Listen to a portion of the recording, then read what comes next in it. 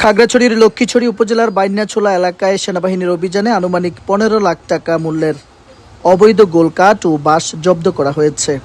বুধবার রাত আনুমানিক 11টার দিকে লক্ষ্মীছড়ি জোনের তত্ত্বাবধানে বাইন্যাছড়া আর্মি ক্যাম্পের একটি টহল দল নিজস্ব গোয়েন্দা তথ্যের ভিত্তিতে ক্যাম্পের উত্তর পূর্ব দিকে ধুরুং খালে অভিযান পরিচালনা করেন।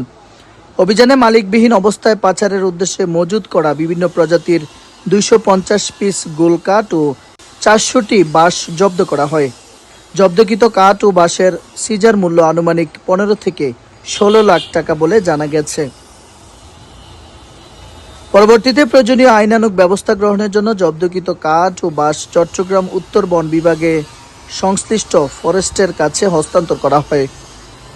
অবৈধ পাহাড়ি কাঠ ও বাঁশ মজুদ ও পাচার রোধে ভবিষ্যতেও এ ধরনের অভিযান অব্যাহত থাকবে বলে জানায় সেনাবাহিনী।